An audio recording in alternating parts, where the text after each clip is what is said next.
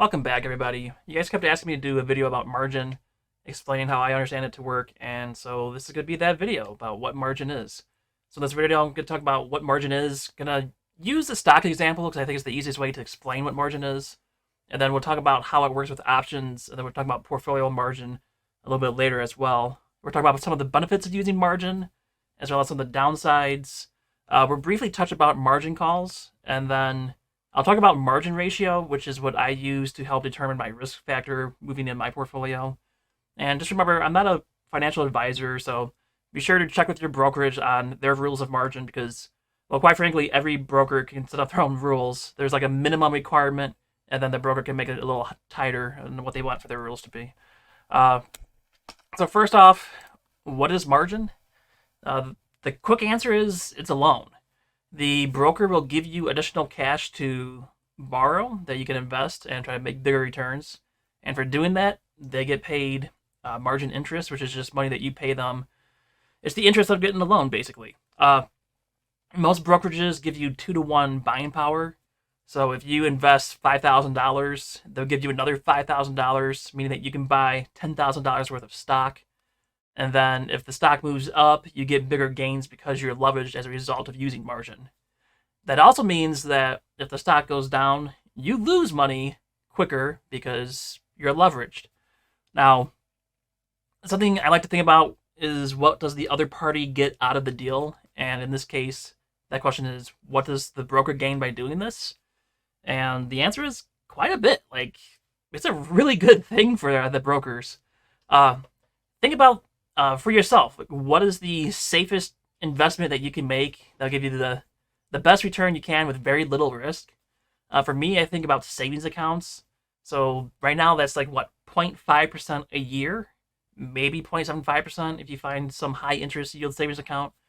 So you're making less than 1% a year if you put that into a savings account. In order to beat that, we have to do other avenues to make money, such as invest in the stock market, where we might get 7 to 10% a year. But at the same time, we're taking on more risk. Like, the stock market does not always go up, as recent times have shown us.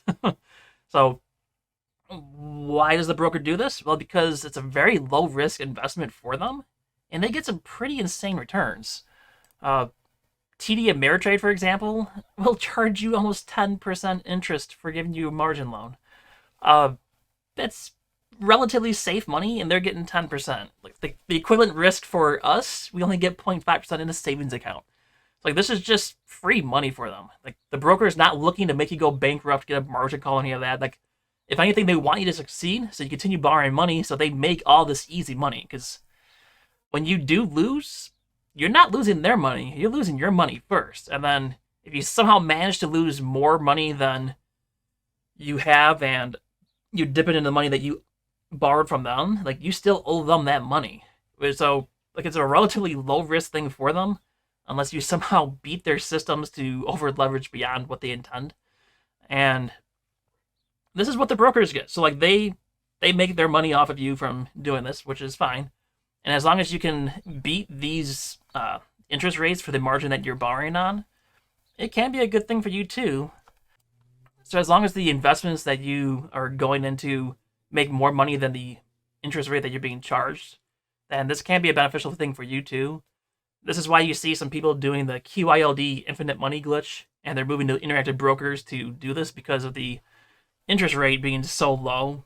Basically, they're borrowing money from Interactive Brokers to buy additional shares of QILD, and then the 12% yield from the dividend, 1.5% of that goes back to the broker for the loan, and then the rest of that is cash for their pockets, basically. So that's why people are going that route or using Interactive Brokers, because of the lower interest rate here. And when you look at this, like, it's kind of crazy to see that they're so much lower than all these other brokerages. Like, if you want to be doing margin investing, it might be worth making the switch to Interactive Brokers. If you want to, you can use my referral code, and then they'll give you 1% in shares on whatever you deposit within a year. And I've yet to actually receive any money for them for a referral. There's like 1,000 things that can deny the person that gives the code. But anyway, just do it so that you get your 1%, because, I mean, that's basically free money. That's like having your money in a savings account. Let's go ahead and look at an example of what happens with margin here. And for this, I like using spreadsheets. So say you had $5,000 in cash.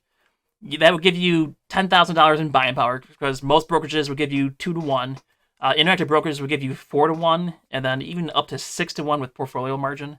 But we're just gonna say 2 to 1 here. So you deposit 5,000, you will have buying power of 10,000, and say you put that all into one stock, maybe you put it into Apple, and Apple went up 50% for the year. What would your return looks like? The total value of your account would now be 15,000. Your cash would be 10,000. They would still get their 5,000 back, and you made a 200% return on your initial $5,000. Like, the power of margin is obviously really good there. But what happens if the stock went down 50%? Maybe instead of Apple, you're investing in Robinhood, and we all know that's going to zero at some point, right? Joke. Okay, come on. So if that dropped 50%, sorry, let's go 50%. The total money in the account is now $5,000. Your cash, you've been wiped out completely. All your money's gone, because that $5,000, it goes to your broker first. They get paid out first. Anything left over is yours. So in this example, you just lost everything because the stock went down 50%. And that's because the broker gets theirs back first, because it's a loan. That's why they're fine with giving you money, because you're the one that loses. They still get theirs, and they get that interest rate overall. But it's just kind of neat to like look at this and just see what the returns would be. And you can see just a 10% return. Like, you can double your returns if you leverage up using margin.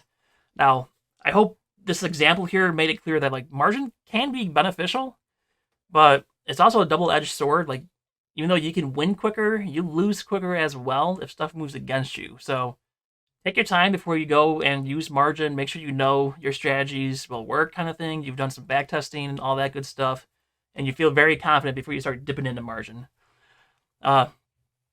Most brokerages now, when you go to do options accounts, will require you to open a margin account.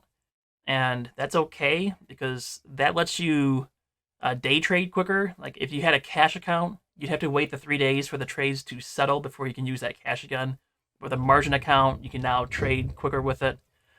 And just because you have a margin account does not mean that you actually use margin.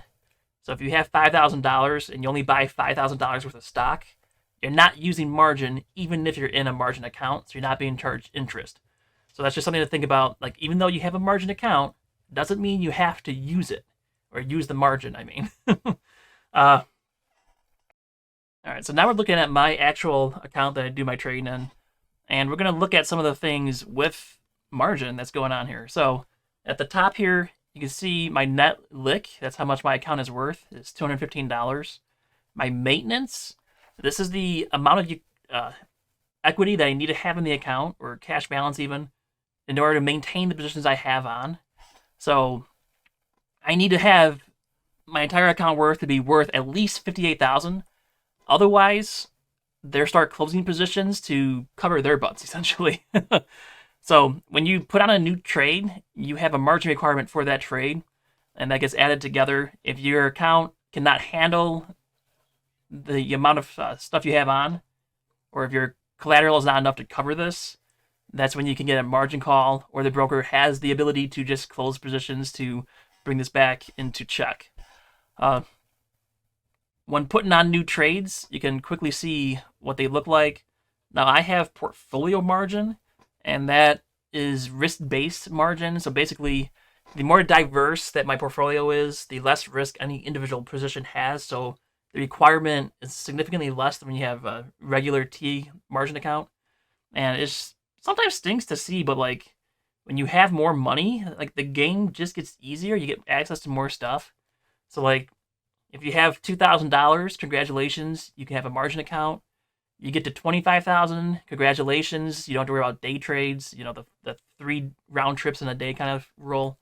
And then when you get to like 120,000 or 125,000, whatever the requirement is, you get portfolio margin, which lets you leverage up even more based on risk. And it's like, it stinks to see that, the more money you have, the easier the game gets, and that's just the way it is. And I don't know what to say other than I both hate to see that, but now that I'm starting to benefit from it, I like it. But like, I don't know, kind of run off on a tangent there. Anyway, let's go ahead and look at putting on like a new position here just to see what that looks like. So SPY, I'm going to pull that up. And I like having the strategy builder on Interactive Brokers to quickly see what the margin impact would be on putting on a new position. So say for May 9th, I wanted to open up a 410 put. You can see what the margin impact would be. So in order to open up this position, my account would have to have a little under $5,000 worth of available collateral to use to secure this position. If it doesn't, then they would close this position or they would not let me open it. When I click submit order,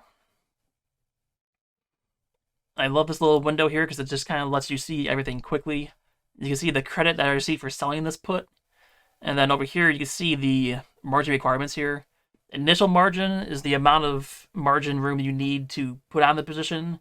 And then the maintenance margin is what you need to have available to secure the position. And just kind of think of it as like cash being put to the side if you're using like all cash. And that's just kind of being partitioned out of your account to secure this position in case stuff goes wrong. Or in my case, like the collateral is kind of like the ETS I'm invested in. So that's what this would look like. Let's do something with like Tesla. Let's go ahead and put this one on. And I was to sell an at the money put. You can see that'll take about $16,000 worth of collateral to put on. Now, since this is a portfolio margin account, if I was to be more or less diverse in my options, and I was to put like a lot more in one position, it would take a lot more because the risk to the overall portfolio would be greater. So like Tesla being one position in my otherwise diverse portfolio isn't as risky, but say I was to put on 10 contracts, what would you expect the margin impact to be? Would that be 160,000? The answer is no. So the reason why this went up exponentially is because now if like Tesla goes down, like that's a bigger risk to the overall portfolio. So it requires more margin because I'm using portfolio margin. Another thing you can do is turn it into a spread and limit your max loss. And if we do that, you see this will go down significantly to how much I would lose if I was to put these on. So this now becomes, what was that, 5 wide. So 500 times 10 is like $5,000 risk. And for portfolio margin, that's only going to take up 2,400. I think that kind of gives you guys some good examples. Another thing I wanted to talk about was margin ratio. And if you look at some of the popular traders in our Discord, they tend to stick between 20 and 30% of the margin ratio. And when I say that, what I'm looking at is the margin maintenance divided by the net lick. And basically, we like to stay below 30% for that. And that's because that gives you room for expansion to happen. So if the market starts dipping quickly, what can happen is the broker can change their margin requirements for each position. And that margin maintenance could shoot up very quickly. And at the same time, like if you're very bullish and the market's dropping, your net lick could be going down. So it's kind of like two things racing to meet in the middle. You have margin expansion pushing up your maintenance. Your net lick's coming down to meet. And that margin ratio goes up pretty quick. If you go up to 50%, that seems to be where people used to say was pretty safe. Knowing what I know now, I don't like to go that high because that 50% becomes 80% really quickly when stuff goes against you. When I was just doing cash in my account and not income ETFs, I stayed between like 15 and 25%. Now that I have all of my cash invested into like income ETFs, that takes up margin maintenance to secure. So I do play a higher ratio now, but that's because I have money invested in the funds. So you just gotta find out what works for you in terms of your risk level here. In Interactive Brokers, I'll show you that real quick. So like QILD, I have 97,000 invested in that right now. If I right click that and show margin impact, even though there's like $100,000 of cash for that position, using portfolio margin, only a fraction of that is needed to secure that position. So 22,000 is being kind of used to secure this position instead of 100K. So that's the benefit of like margin as well. It's just, it takes less cash to secure your positions and it lets you use it elsewhere. It's a very powerful tool, but be careful when you start using it because it is a very complicated thing. If you use it wrong or something goes against you fast and you're just don't have your risk spread out enough, like it can really hurt really fast. So learn more about margin. This video is not going to be enough to get you to the level of using it, but hopefully it gives you some things to look into. You want to look at margin maintenance, margin calls when that happens with your individual broker. How do they handle a margin call? Will they actually give you time to deposit more cash, or will they start liquidating your positions? I've heard interactive brokers will do it rather quickly. They liquidate your positions. They don't give you much time to deposit more money. And I think this is going to wrap up this video. If you guys have questions or thoughts, leave comments below. If I missed something, let me know. And if I said something wrong, by all means, please correct me, because, I want to make sure I know it for myself, too. Thank you for watching. I hope you guys enjoyed it.